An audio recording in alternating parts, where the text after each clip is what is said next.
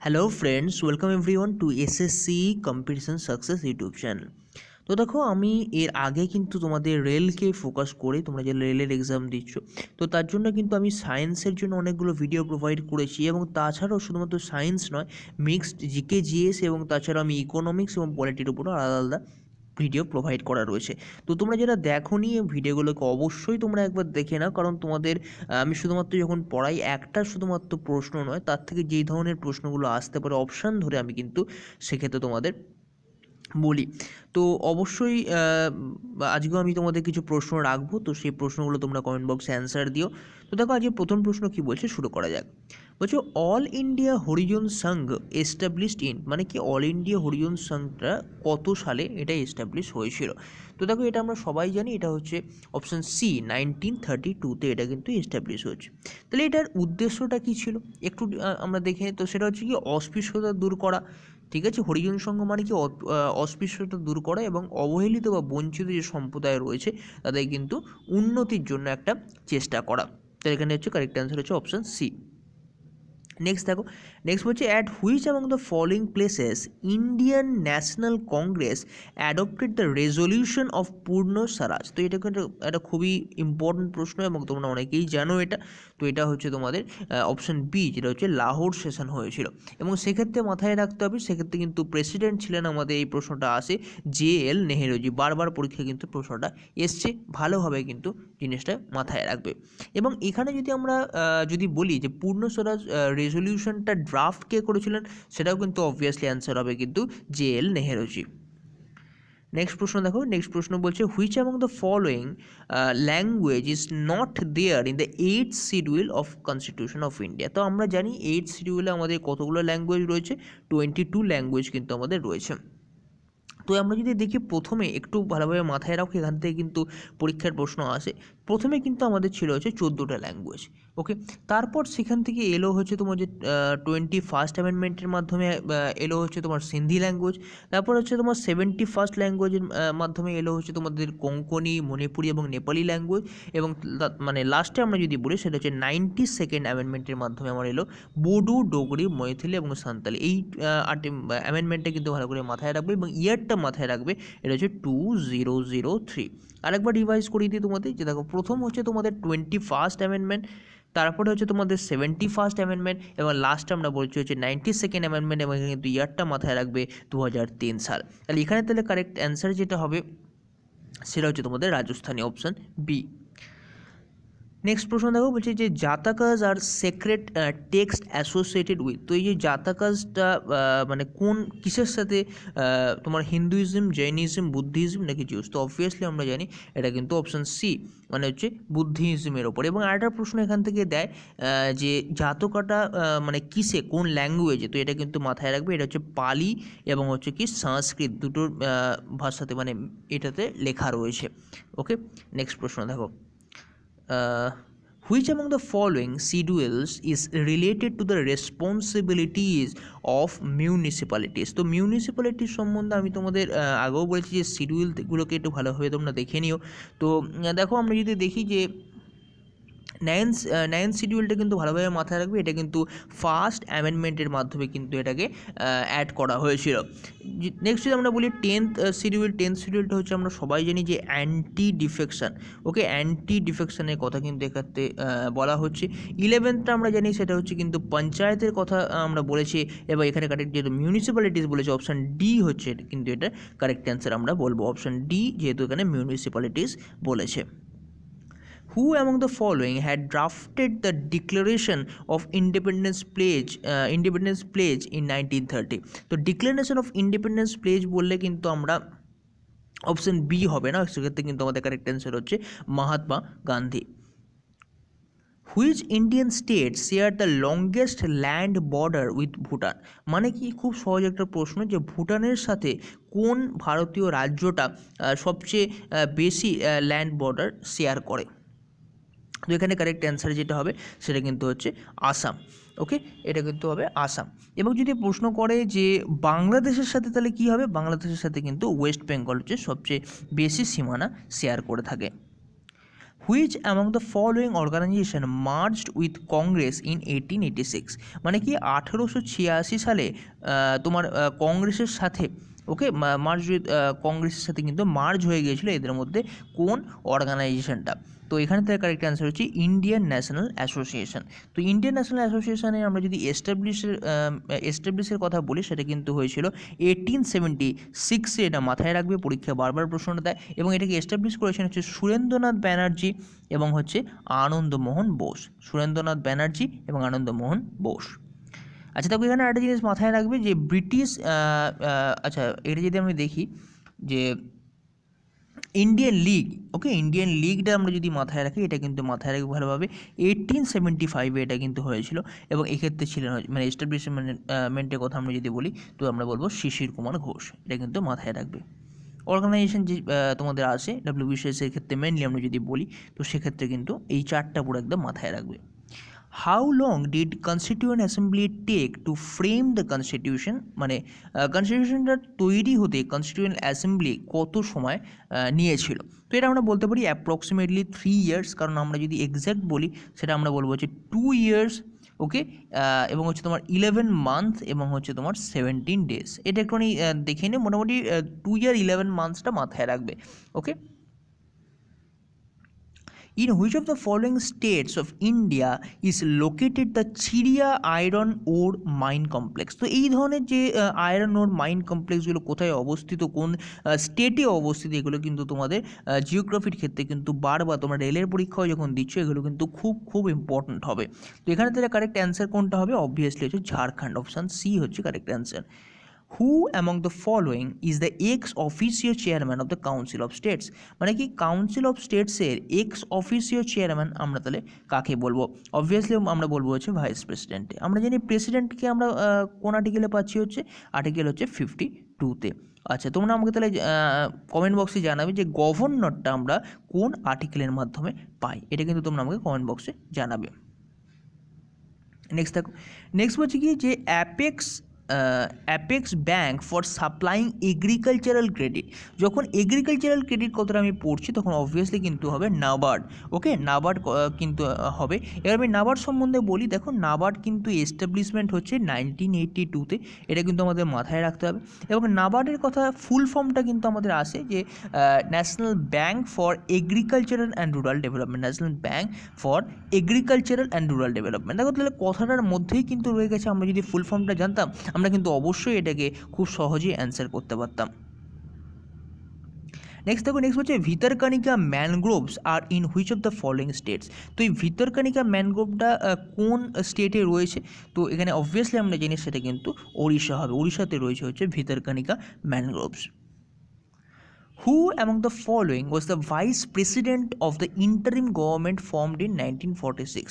তো 1946 সালে যে ইন্টারিম তোমার আমরা যদি বলি গভর্নমেন্ট তৈরি হয়েছিল, তো তখন সেক্ষেত্রে ভাইস প্রেসিডেন্ট কে ছিলেন? তো অবভিয়াসলি আমরা জানি সেটা হচ্ছে অপশান বি, তোমার হচ্ছে জওহরলাল নেহেরু। কারেক্ট অ্যান্সার আমরা নেব। Those who benefit from inflation are. তো দেখো এই ইকোনমিক্সের ব্যাপারগুলো তোমরা একটুখানি ভালোভাবে খুঁটিয়ে পড়বে। WBCS-এর জন্য তোমরা যেমন পড়ো অতটা তোমাদের রেলের জন্য লাগবে না, কিন্তু বেসিক জিনিসগুলো যেমন ইনফ্লেশন, ডিপ্রেশন ব্যাপারটা কি, কোনটার ওপর কার প্রভাব পড়ে, তো এইগুলো কিন্তু তোমাদের অবশ্যই ভালোভাবে মাথায় রাখতে হবে। তো এখানে তাহলে আমরা যদি বলি কারেক্ট অ্যান্সার হচ্ছে অপশান বি, যেটা হচ্ছে তোমাদের ডেটার্স, ওকে। আচ্ছা, নেক্সট দেখো, নেক্সট আমাদের কী বলছে, economic and social planning comes under which of the following. তাহলে আমাদের ইকোনমিক এবং সোশ্যাল প্ল্যানিংয়ের কথা আমরা যদি বলি তাহলে সেটা আমাদের কোন লিস্টে আসবে? ইউনিয়ন লিস্ট, স্টেট লিস্ট নাকি কনকারেন্ট? অবভিয়াসলি আমরা জানি সেটা কিন্তু আসবে হচ্ছে আমাদের কনকারেন্ট লিস্টে। অপশন সি হচ্ছে এটা কারেক্ট অ্যান্সার। এবং দেখো তোমরা যখন প্রশ্নগুলো আমি বলছি তো সঙ্গে সঙ্গে তোমরা একটু চেষ্টা করো যে তোমরা মানে প্রশ্নগুলো অ্যাটেম্প্ট করতে তোমাদের ঠিক হচ্ছে কি না। এবং তোমরা অবশ্যই প্রত্যেকে যখন দেখছো এবং কমেন্ট বক্সে অবশ্যই তোমরা জানাবে যে কতগুলো তোমাদের অ্যান্সার ঠিক হচ্ছে, ওকে। নেক্সট দেখো, নেক্সট বলছে কি নীতি আয়োগ ইজ সেট আপ বাই। তো এই যে নীতি আয়োগটা তৈরি হয় তো সেটা কিসের মাধ্যমে? এটা হচ্ছে কিন্তু অবভিয়াসলি আর resolution by union cabinet. Union ক্যাবিনেটের একটা রেজলিউশনের মাধ্যমে, এটা মাথায় রাখবে, ভালো প্রশ্ন একটা। Which among the following is the year of famous Queen Victoria's proclamation assuming the government of India? তো এখানে আমরা জানি অবভিয়াসলি এটা হচ্ছে, যেহেতু প্রশ্নটা রয়েছে কুইন ভিক্টোরিয়াস প্রোক্লামেশন, অবভিয়াসলি হচ্ছে 1858 আমরা কিন্তু কারেক্ট অ্যান্সার নেব। নেক্সট দেখো বলছি the planning commission of India had introduce the decentralised planning. খুব ইম্পর্ট্যান্ট একটা প্রশ্ন, যে ডিসেন্ট্রালাইজড প্ল্যানিংটার কথা প্রথমবার এটাকে কিন্তু কোন 5 ইয়ার প্ল্যানে ছিল? এটা তোমরা আমাকে কমেন্ট বক্সে জানাবে যে এটা তাহলে কারেক্ট অ্যান্সার তোমরা এইভাবে লিখবে। 19 নম্বর প্রশ্ন এবং পাশে তোমাদের ABCD যেটা মনে হয়। তো এখানে হচ্ছে কিন্তু এটা হচ্ছে 7th 10th 6th নাকি নান অফ দ্য অ্যাবাভ। ওকে, তো এটা তোমরা আমাকে জানাবে। 20 নম্বর প্রশ্নটা বলছে, দেখো বলছে in which of the following plans did India experience 2 successive wars? তো সেক্ষেত্রে কিন্তু কোন 5 ইয়ার প্ল্যানের ক্ষেত্রে দুটো পরপর সাকসেসিভ ওয়ার্ডসের কথা আমরা পাবো? তো এখানে অবভিয়াসলি হচ্ছে কিন্তু third 5 year plan, option B হচ্ছে এটা কারেক্ট অ্যান্সার। নেক্সট দেখো, নেক্সট বলছি ইন্ডিয়াস লার্জেস্ট পেট্রোকেমিক্যাল কমপ্লেক্স। তো দেখো এখানে এই যে লার্জেস্ট পেট্রোকেমিক্যাল কমপ্লেক্স বা তোমাদের যে মানে এই যে স্টেটে, ঠিক আছে, কোনটার প্রোডাকশানে হাইয়েস্ট, এই জন্য যে ডেটাগুলো কিন্তু খুব ভালোভাবে মাথায় রাখবে। এই ধরনের প্রশ্নগুলো কিন্তু রেলে যে জিওগ্রাফির পোর্শন রয়েছে সেখান থেকে কিন্তু তোমাদের যে সিলেবাসটা দেখো ওখান থেকে কিন্তু আসার চান্স রয়েছে। তো দেখো এখানে তাহলে আমরা কারেক্ট অ্যান্সার কোনটা নেবো? অবভিয়াসলি আমরা বলবো হচ্ছে option A, India's largest petrochemical complex হচ্ছে গুজরাটে অবস্থিত। নেক্সট দেখো, নেক্সট হচ্ছে Zawar mines are located in which state? তো জাওয়ার মাইন্সটা কোন স্টেটে অবস্থিত? তো অবভিয়াসলি এটা তাহলে যেটা হবে সেটা হচ্ছে অপশান এ, রাজস্থান হচ্ছে এটা কারেক্ট অ্যান্সার। দেখো এখানে যে যখনই তোমরা কীভাবে পড়বে দেখো আমি বলে দিচ্ছি তোমাদের। তো এই যে মাইন্সগুলো যখন তোমরা পড়বে একদম পুরো মানে কোথায় মাইন্স রয়েছে তো এইগুলো আবার পড়ে। আরেকটা জিনিস মাথায় রাখবে যে যেটা মাথায় এলো আমার, যে ঝাড়খণ্ডের তোমার যদুগড়ে একটা মাইন রয়েছে, সেটা কিন্তু বারবার পরীক্ষায় আসে। এটা হচ্ছে কি না first uranium mine of India. আমি বলে দিচ্ছি যে first uranium mine of India কিন্তু হচ্ছে তোমাদের ঝাড়খণ্ডের হচ্ছে তোমার জাদুগোড়া মাইন। এটা কিন্তু ভালোভাবে মাথায় রাখবে। আচ্ছা দেখো, the Mahalanobis strategy of planning give emphasis to the growth of. তো এই যে মাহালানবি স্ট্র্যাটেজিটা কিসের ওপর গুরুত্বটা দিয়েছিল? ওকে, মহালানবি স্ট্র্যাটেজিটা কিসের ওপর গুরুত্বটা দিয়েছিল? তো দেখো এখানে অবভিয়াসলি কারেক্ট অ্যান্সার কিন্তু এ নয়, এটা কিন্তু হবে heavy capital goods industrial sector. এটা কিন্তু তোমরা ভালোভাবে মাথায় রাখবে। আচ্ছা নেক্সট প্রশ্ন দেখো, নেক্সট প্রশ্ন কি বলছে যে which of the following is or are correct pairs of dam with the respective rivers? তো এখানে দেওয়া রয়েছে একদিকে ড্যাম দেওয়া রয়েছে আর একদিকে রিভার দেওয়া রয়েছে। তো তোমরা দেখো ম্যাচ করানোর জন্য, তো আমরা জানি আলমাট্টি ড্যাম এটা হচ্ছে কোন নদীর ওপর? এটা হচ্ছে কৃষ্ণা নদীর ওপর। ওকে, নাথফা ঝাঁকড়ি হচ্ছে তোমাদের তোমার সুতলে, যেটা হচ্ছে কারেক্ট। তাহলে অবভিয়াসলি এবং তেহরি ড্যাম কিন্তু যমুনা নয়। তাহলে এখানে তাহলে কারেক্ট অ্যান্সার হচ্ছে অপশান বি, মানে অনলি 2, যেটা হচ্ছে কারেক্ট অ্যান্সার, তাই না? নেক্সট দেখো, নেক্সট বলছে হু among the following is the ex officio chairman of the Indian council of world affairs? তো এটা একটা খুবই ইম্পর্ট্যান্ট একটা প্রশ্ন এবং এক্স অফিসিও চেয়ারম্যান এখানে জিজ্ঞেস করেছে যে Indian council of world affairs. তো এখানে কারেক্ট অ্যান্সার আমরা যেটা নেব সেটা হচ্ছে ভাইস প্রেসিডেন্ট। তো দেখো এখানে তোমরা যখনই পড়বে এর মধ্যে তোমরা আর্টিকেলগুলো একবার দেখো, তোমরা সমস্ত কিছু জানো কিন্তু এখন তোমাদের জাস্ট রিভাইসের দরকার। ওকে, তো তোমরা এগুলো কিন্তু একবার মাথায় রিমাইন্ড করার সঙ্গে সঙ্গে চেষ্টা করবে।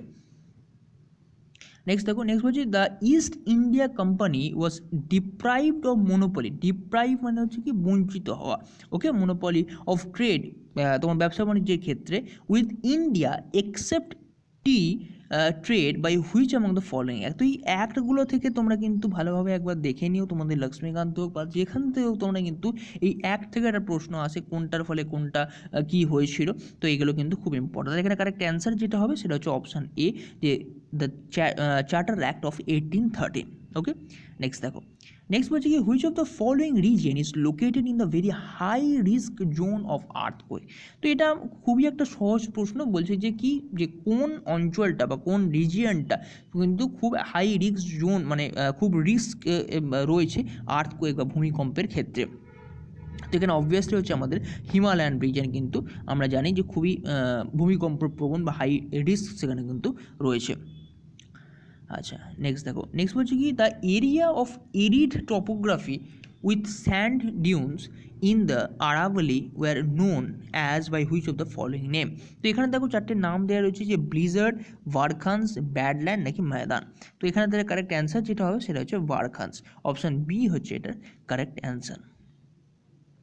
নেক্সট দেখো, নেক্সট হচ্ছে supreme court has declared right two privacy. এই দেখো এই ধরনের যে প্রশ্নগুলো, যে রাইট টু প্রপার্টি এখন রয়েছে কি না, বা সেটাকে কোথায় শিফট করে দেওয়া হয়েছে। রাইট টু প্রাইভেসি এখানে বলছে অ্যাজ ফান্ডামেন্টাল রাইট। তোমরা যখন এই ফান্ডামেন্টাল রাইটটা পড়বে তো তখন সেক্ষেত্রে আর্টিকেলগুলো কোথা থেকে কী নেওয়া হয়েছে সেগুলো একটু নিয়ে মাথায় তোমরা রিমাইন্ড করে নেবে। Under which article of the constitution of India. তো সেটা কোন আর্টিকেলের কথা বলবো, আর্টিকেল 18, 19, 20 নাকি 21। তো অবভিয়াসলি আমরা জানি সেটা কিন্তু আর্টিকেল 21। ওকে, অপশান ডি হচ্ছে এটা কারেক্ট অ্যান্সার। দেখো আজ এই লাস্ট প্রশ্ন আমরা যদি দেখি, সেটা হচ্ছে বলছে হু among the following social reformers, মানে কি যে যারা সমাজের জন্য যারা কাজ করেন, সমাজের উন্নতির জন্য যারা কাজ করেন, of Maharashtra played a leadership role. সেক্ষেত্রে তিনি একটা গ্রেট রোল প্লে করেছিলেন ইন ফাউন্ডিং দেন প্রকাশ, ইন্দু প্রকাশ এবং লোকহিতবাদী। তো দেখো লোকহিতবাদী যখনই আমরা নামটা মানে পড়ছি তখনই কিন্তু আমরা সবাই উত্তরটা পেয়ে যাচ্ছি।